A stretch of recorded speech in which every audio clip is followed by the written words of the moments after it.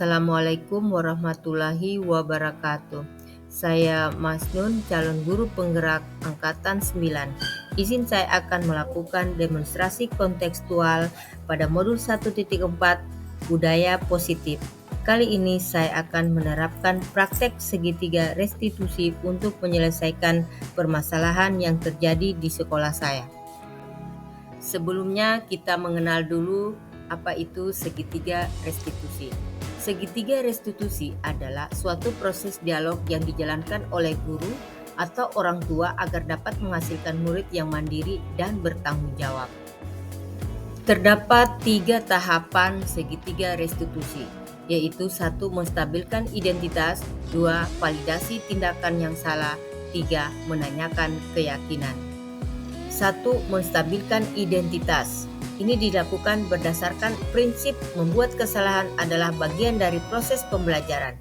Menggeser identitas murid dari identitas gagal menjadi identitas sukses. Jangan mengkritik murid yang sedang mengalami identitas gagal. Ajukan pernyataan. Membuat kesalahan merupakan suatu yang wajar. Manusia tidak ada yang sempurna. Kita bisa memperbaiki masalah ini. Saya tidak menanyakan masalahnya, tapi fokus memperbaiki masalah ini. Apakah saat ini kamu menjadi orang yang baik untuk dirimu sendiri? 2. Validasi tindakan yang salah. Ini dilakukan berdasarkan prinsip bahwa setiap perilaku berupaya memenuhi suatu kebutuhan tertentu. Guru akan bergeser dari pemikiran stimulus ke respon menjadi proaktif, mengenali dan mengakui kebutuhan murid ini dapat memperbaiki hubungan dengan murid tersebut. Ajukan pernyataan atau pertanyaan bisa disampaikan dengan nada suara tidak menghakimi atau memojokkan, sehingga dapat mengembalikan murid pada posisi positif. Ajukan pernyataan atau pertanyaan. Kau bisa saja bertindak lebih gegabah lagi dari ini. Kamu bukan melakukan tanpa alasan tertentu. Kamu melakukannya karena mempertahankan suatu yang penting. Mungkin kamu bisa mempelajari suatu perilaku yang lebih efektif. Bersediakah kamu mempelajarinya? 3. Menanyakan keyakinan. Teori kontrol mengatakan bahwa pada dasarnya kita termotivasi secara intrinsik. Saat perilaku telah divalidasi dan identitas sukses telah stabil, maka murid telah siap meyakini keyakinannya, bahwa murid telah siap mengaitkan keyakinannya dengan tindakan yang salah dan pemikirannya telah bergeser ingin menjadi orang yang dituju. Ajukan pernyataan atau pertanyaan. Sebagai keluarga atau kelas, apa yang kita yakini? Nilai-nilai apa yang telah disepakati? Seperti apa gambaran ideal bagi kamu? Kamu ingin menjadi orang seperti apa? Kasus 1.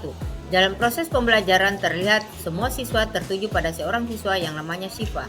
Semua siswa pada memperhatikan Syifa mengambil makanannya dengan tenang makan. Dan dia tidak menyadari kalau dirinya sudah mengganggu kenyamanan temannya di kelas dan menimbulkan suasana kelas yang tidak kondusif.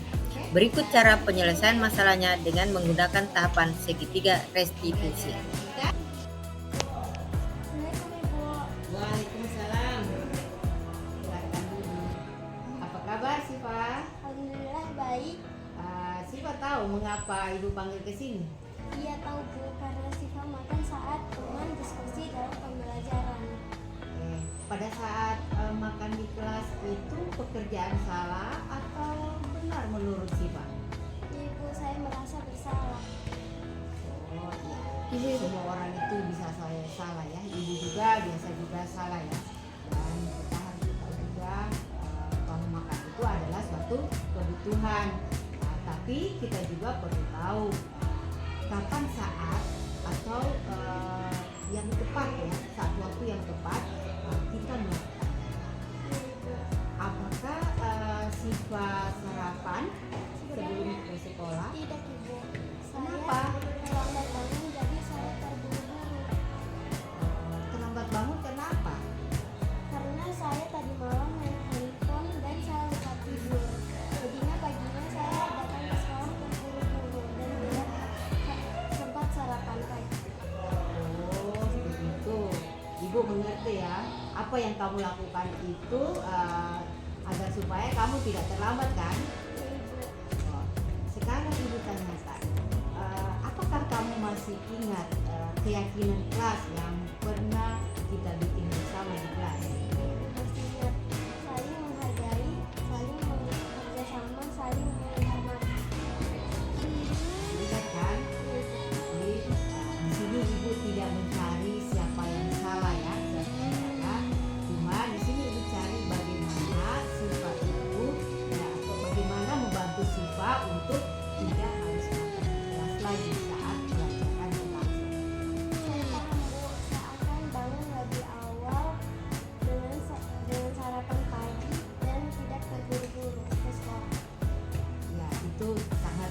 ya perubahannya. Semoga kamu bisa mengubah kebiasaan itu ya.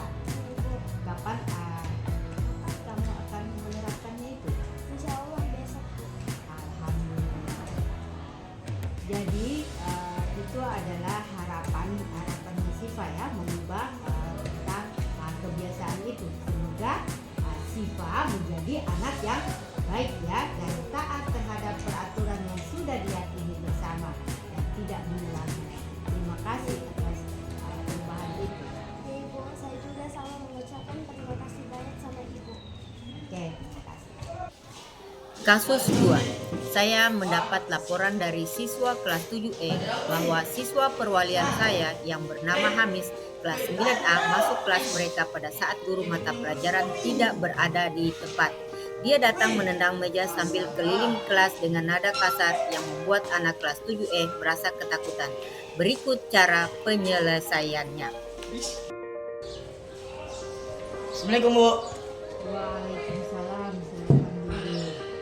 Apa kabar Hamis? Baik, Bu. Silakan diperbaiki dulu kerak badan. Maaf, Bu. Silakan dulu ya. Oke. Apa yang membuatmu datang ke sini hari ini? Saya juga tidak tahu, Bu. Saya tiba-tiba dipanggil dan disuruh untuk datang ke sini. Saya ingin berterima kasih kepada Hamis kalau Hamis itu sudah datang ke sini.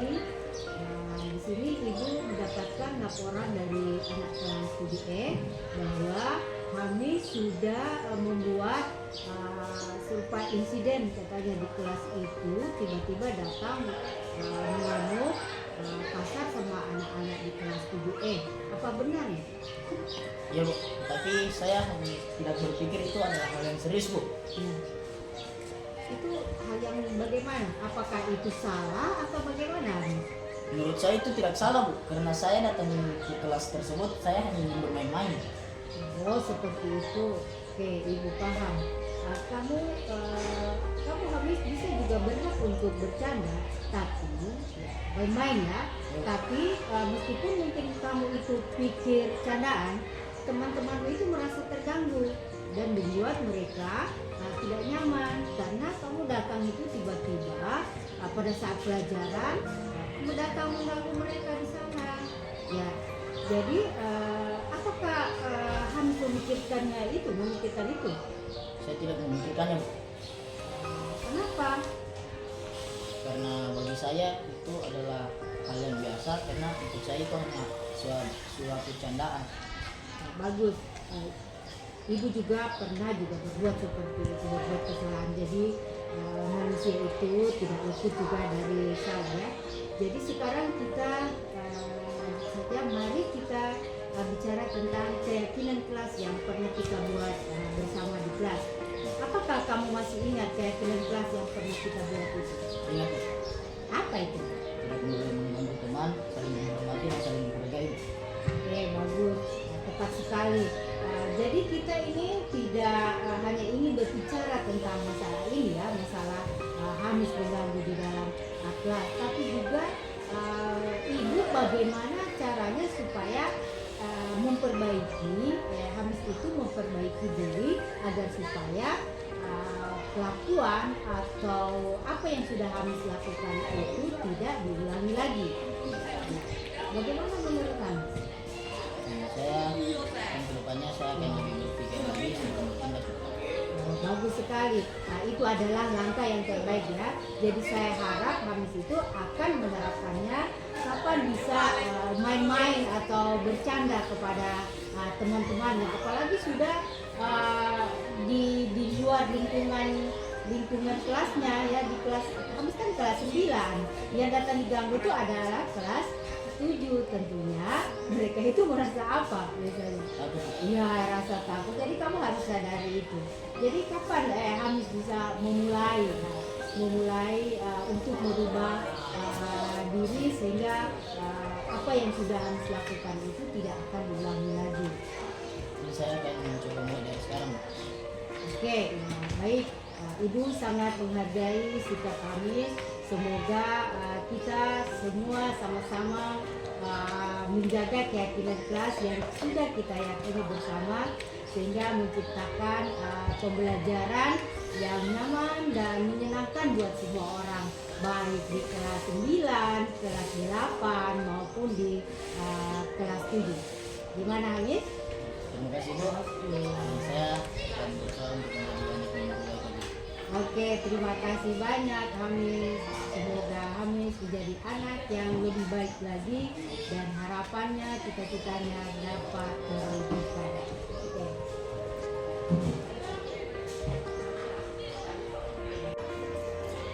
Assalamualaikum warahmatullahi wabarakatuh.